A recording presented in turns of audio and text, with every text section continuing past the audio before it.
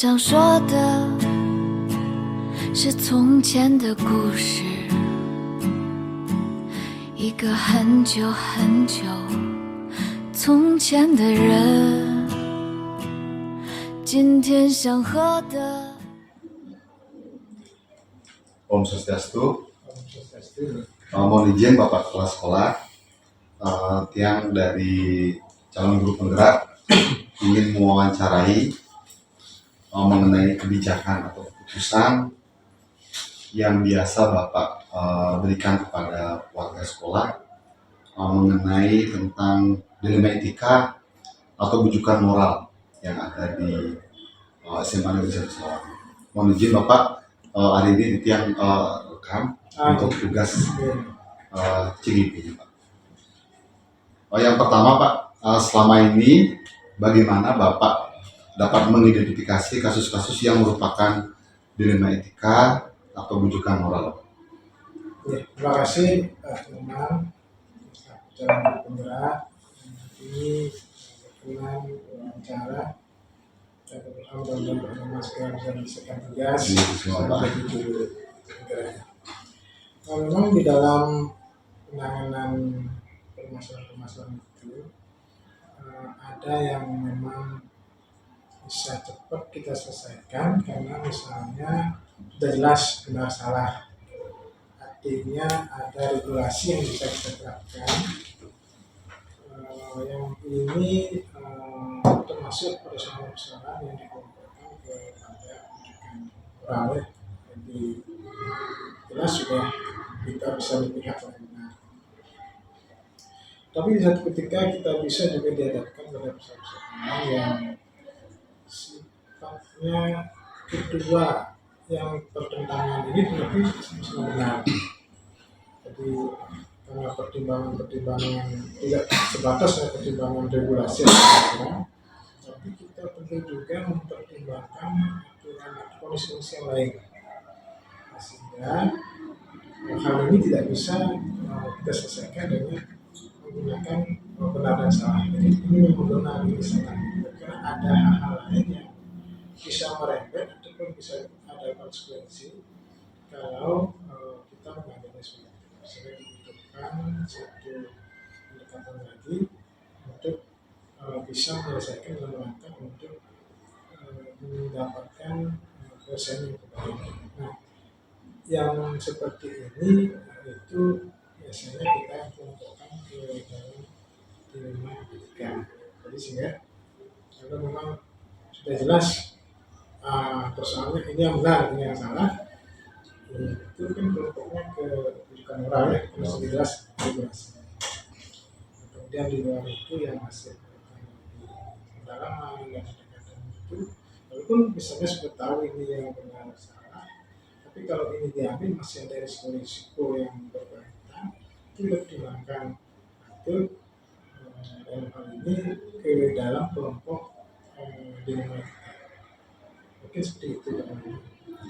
Terima kasih Bapak, dari penjelasan Bapak sudah menjelaskan bahwa antara dilematika dan bujukan moral itu sangat penting sekali. Tentu Bapak sudah mencari informasi dulu sebelum Bapak memutuskan suatu kebijakan kepada warga sekolah, sudah mencari informasi yang tentunya tidak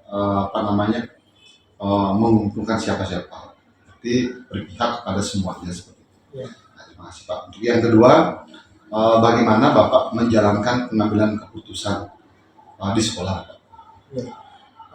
Mungkin terkait dengan tadi, kalau memang keputusan itu diambil itu sifatnya jelas bisa diselesaikan dengan pendidikan moral, kita bisa diselesaikan. Kemudian kalau yang seperti tadi yang ada dilematisnya itu ini prosesnya mungkin lebih panjang sedikit ya. Jadi yang pertama itu kan tadi kalau persoalan kita identifikasi dulu masih kemudian kita kumpulkan fakta-fakta informasi yang mendukung pada masing-masing argumen gitu. Khusus yang dilema etika ini terkadang kita juga membutuhkan dukungan pihak lain untuk memperkuat argumen yang kita harapkan. Karena yang dilematis ini biasanya tidak cukup memenangkan yang menang yang kalah itu. Jadi mungkin karena di sekolah itu kita berhadapan dengan siswa, dengan siswa, kita punya aturan misalnya, nah ini harus dipecah misalnya. Tapi kita masih memikirkan lagi, dipecah pun sudah benar ya karena aturan itu ya. Tapi kita pertimbangkan juga karena ini siswa ada misalkan kemudian mungkin kondisi keluarga ataupun tentang nilai-nilai yang diketahui ya. Hasilnya itu perlu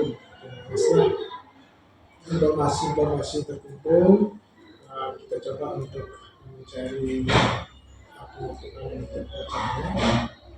Termasuk tadi kalau memang masih membutuhkan lagi, kadang-kadang kita butuh lagi dukungan ataupun pihak lain yang bisa kita manfaatkan untuk memperkuat argumen.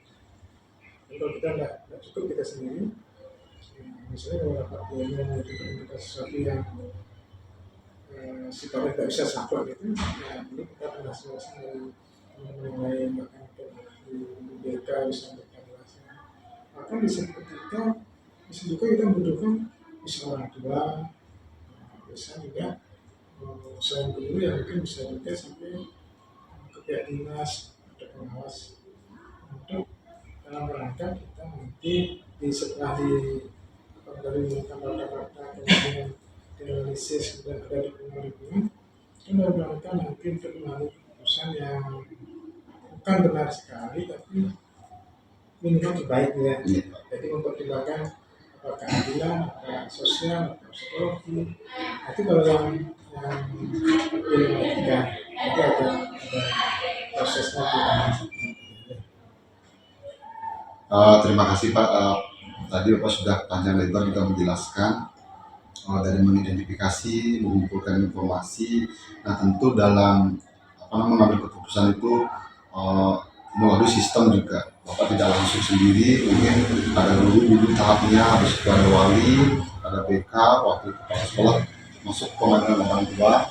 Nah setelah itu baru ada mediasi dan Bapak pun mengambil jalan tengah yang tentunya keberpihakan kepada murid tersebut. Nah lanjut Pak, yang ketiga, langkah-langkah atau prosedur seperti apa yang Bapak lakukan selama ini? Ya kalau langkah-langkah namanya saudara mungkin sudah saya sampaikan itu. Jadi dari ada persoalan itu setelah verifikasi kelompok mana ini kemudian pengumpulan data-data kemudian analisis dari data-data kemudian kalau masih dibutuhkan dukungan dari pihak lain kita perlu mendapatkan informasi ataupun kadang-kadang di kegiatan yang dilematis ini sama-sama merasa benar dengan konsep atau argumen masing-masing. Mungkin kita kelas sekolah sendirian tidak bisa untuk harus seperti ini. Jadi masih perlu ada orang lain yang memberikan penjelasan ya untuk bisa merubah jalan pikirannya. Yang tadinya misalnya satu harus A, ternyata setelah diberikan pertimbangan diberikan mungkin itu ya. Bisa saja nanti tugasnya nanti akan setelah itu baru akan dibicarakan perlu dikolaborasikan pengambilan keputusannya. Jadi pada intinya harus tetap yang terbaik kerja yang benar ya, tapi sebenarnya kita pertimbangkan dulu aspek-aspek lain yang mungkin bisa timbul jika kita mengambil kita selangkah terapi dengan kolaborasi itu kita akan bisa mendapatkan banyak data penelitian yang bisa kita perlukan untuk nanti melahirkan kita mengambil keputusan secara bersama. Ya, terima kasih Pak. Kata kuncinya ada kolaborasi. Ya. Nah, saling menggali informasi satu sama lain sehingga hasilnya bisa mencapai lebih baik lebih maksimal. Lanjut Pak, hal-hal apa saja yang selama ini merupakan tantangan dalam pengambilan keputusan pada kasus-kasus dilema ini? Ya, itu yang kalau kasusnya sudah dilema ini berarti sudah menjadi tantangan kita. Ini kan kedua-duanya bisa dinyatakan benar memenuhi gitu. Nah, sehingga dengan demikian kita perlu satu pemahaman untuk memberikan penjelasan yang lebih mendalam terkait arah yang kita ambil. Sampai mungkin kita perlu bantuan orang yang kompeten itu yang menjelaskan sehingga bisa mengubah pikiran atau harapan yang bermasalah ini yang tadinya dia harus A gitu misalnya. Padahal kita ingin yang kita tuju mungkin tengah-tengah gitu. Sehingga itulah yang kadang kita sendiri bisa menyelesaikan. Bantuan agar apa yang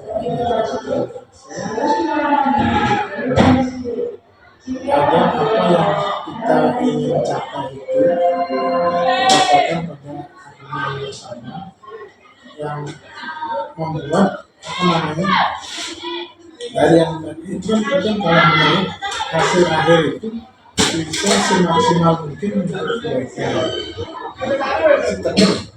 Ada masih yang kecewa kan masih itu ya, tapi sekarang seminimal mungkin memberikan permasalahan-permasalahan. Tapi banyak lagi yang memberikan itu. Kalau kita selaku manusia itu sih punya budaya. Nah, untuk membuat seperti itu untuk bisa melakukan pendekatan justru lagi dengan mengajak orang-orang yang punya kebenaran kemudian dijelaskan. Maka kita kalau di sini dulu pada persoalan itu KPI yang bisa juga karena dijaga oleh polisi yang juga datang sehingga nanti kita sama-sama berargumen di sana gitu. Kepentingan yang ingin kita capai itu semua nanti mereka saling duduk gitu ya, saling ketemulah nanti keputusan yang kita ambil itu bisa diterima oleh walaupun sebenarnya tidak optimal sekali kalau sekarang juga masih ada yang punya satu kan juga bisa dilakukan. Terima kasih Pak. Tadi soal tantangannya luar biasa. Bapak sudah mengayomi semuanya menjadi jalan tengah atau jalan terbaik. Walaupun kasusnya berat, mungkin ada kerjasama dengan pihak lain atau pihak luar seperti polisian yang bisa juga sebagai mediasi bagi orang tua. Itu merupakan hal yang sulit ya. Tugas-tugas itu luar biasa. Yang penting bisa keberpihakan itu yang luar biasa Pak. Nah terus apakah ada jadwal khusus Pak untuk menangani itu Pak? Terima kasih seperti itu ya. Kalau yang kita orang bisa segera ya, jelas dia ada dan untuk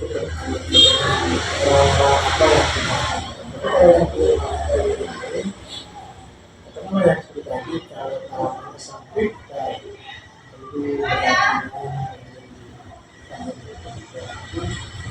itu harus ada proses penjabatan. Karena kemarin kita itu perlu terapi dan undangnya kapan dia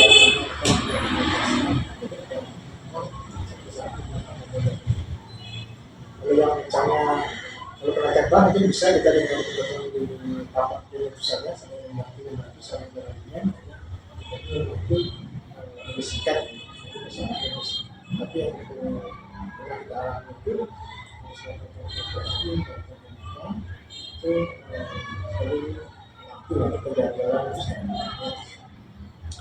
Terima kasih Pak. Ada dua hal yang saya petik tadi. Kalau mengenai penilaian pada saat semester atau akhir semester bisa ditangani di sekolah langsung. Mungkin kalau ada masalah bisa minta bantuan kepada guru untuk nilainya minimal KKM. Tapi kalau kegiatan yang lebih besar mungkin akan mendatangkan pihak luar yang berkompeten dia. Mungkin yang terakhir Pak, dari semua hal yang telah disampaikan, pembelajaran apa yang dapat Bapak petik dari pengalaman Bapak mengambil sebuah keputusan dari menikah? Ya ternyata regulasi pengaturan itu tidak bisa berlaku satu. kalanya kita harus mempertimbangkan berbagai aspek faktor-faktor untuk kita kalau memutuskan itu berkaitan dengan masa depan orang segala sesuatu itu harus mempertimbangkan baik dari sisi keberlanjutan masa depan ataupun kemungkinan hal-hal lain yang muncul. Misalnya kalau karena kita memutuskan biasanya nanti viral di sosial media misalnya, nah, sehingga kami punya kehati-hatian untuk itu, dan dari sana juga kami melihat bahwa juga hakim itu tidak bisa sekali, ya bisa beberapa kali manggil ahli, manggil ini itu ya.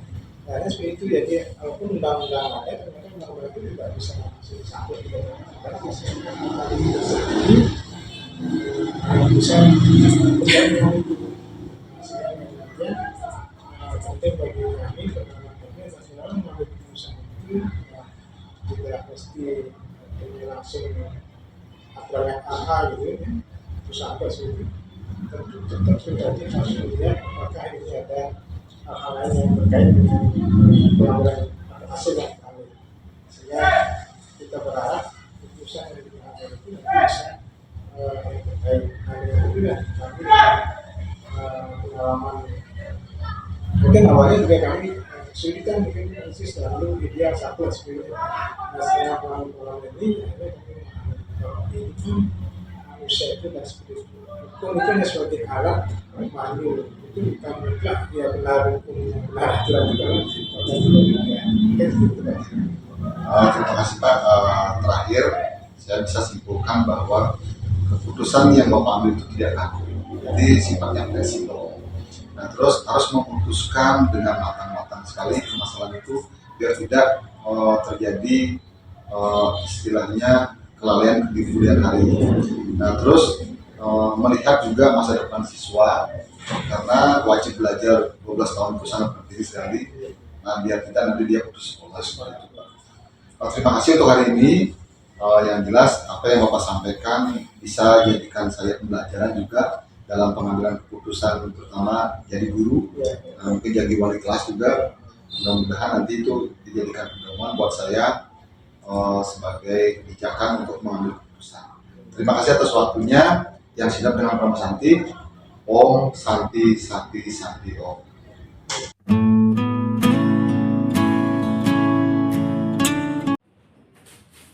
Om Swastiastu. Om Swastiastu. Mohon izin Bu Nara selaku Kepala Sekolah SMA Negeri Bali Mandara. Hari ini saya ingin mewawancarai Ibu mengenai tugas saya dalam rangka melengkapi tugas demonstrasi kontekstual modul 3.1.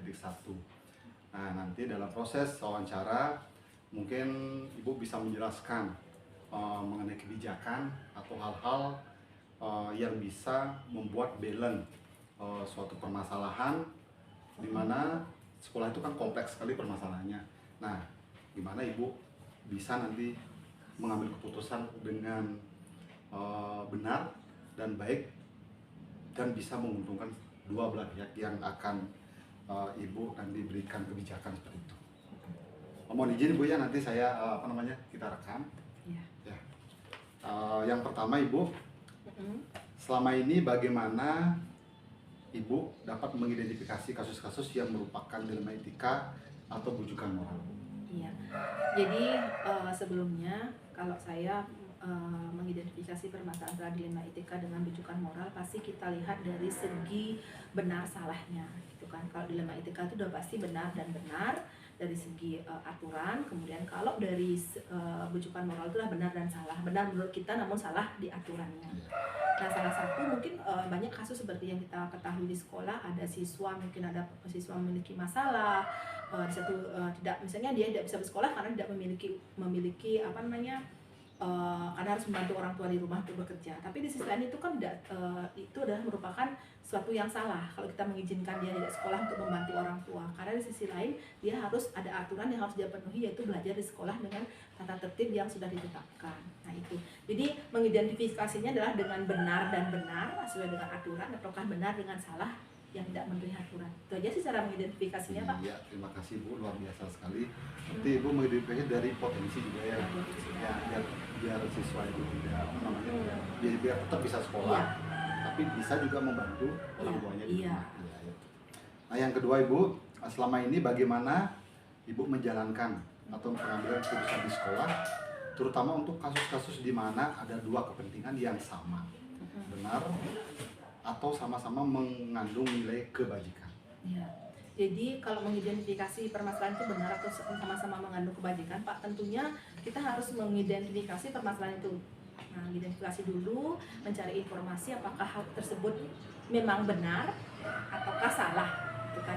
Nah, dari situ setelah kita mengidentifikasi, baru kita mengkomunikasikan dengan yang bersangkutan apa sih yang sebenarnya terjadi, permasalahan apa, sehingga dari situ kita menganalisis benarnya dan juga kebajikan apa yang dari yang mereka lakukan sesuai dengan. Saya ini kan masuk ke dilema etika benar benar kan, karena ada nilai kebajikannya.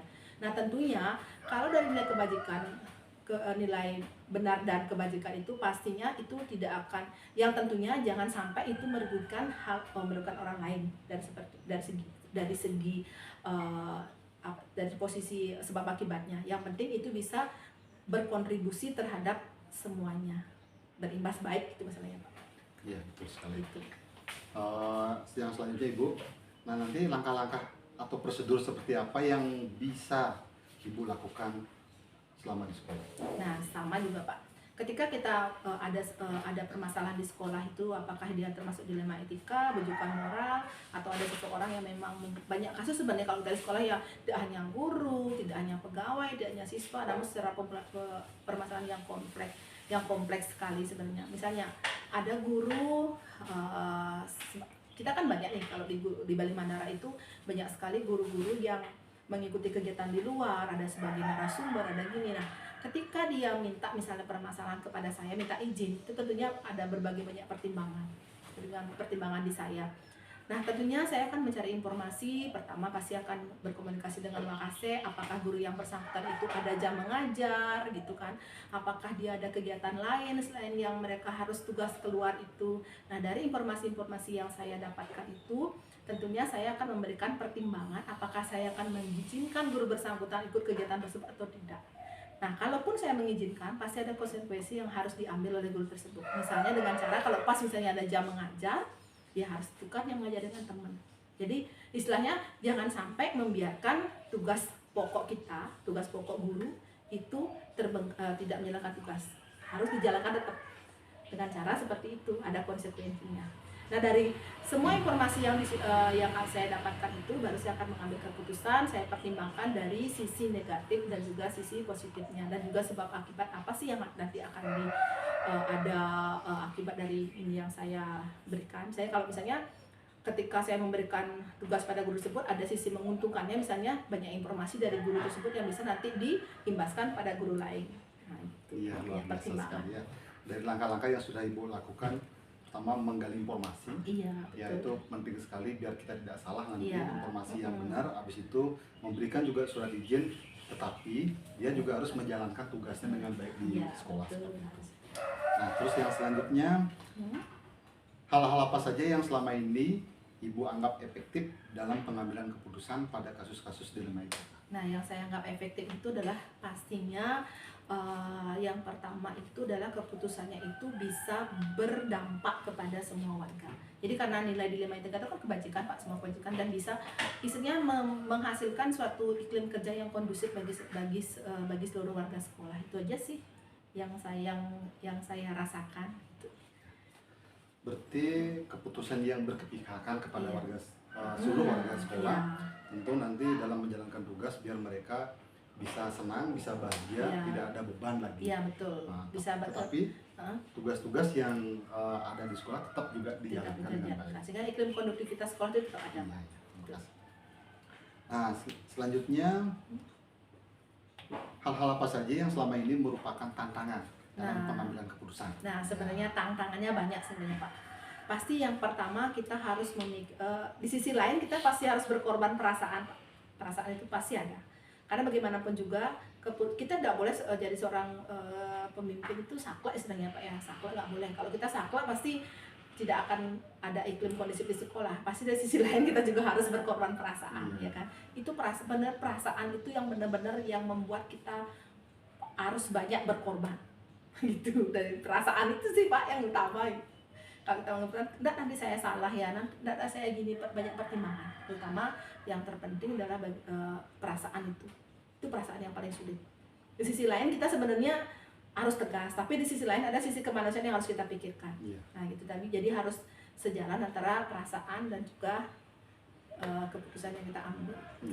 Perasaan. Nah, berarti Ibu sudah memahami sekali tentang etika ya. Karena dalam proses kebijakan kita tentu sulit sekali. Terus sekali apa yang Ibu katakan tadi, sulit kita menentukan. Apalagi dalam kegiatan sekolah kan banyak hal yang perlu dilibatkan nanti. Nah tentu dalam penyelesaian masalah tentu harus mempertimbangkan hal-hal yang memang benar, tidak merugikan si A, tidak merugikan si B. Nah biar balance lah semuanya ya. Nah lanjut Ibu, untuk selanjutnya, apakah Anda memiliki sebuah tata kala atau jadwal tertentu dalam sebuah penyelesaian kasus dilema etika?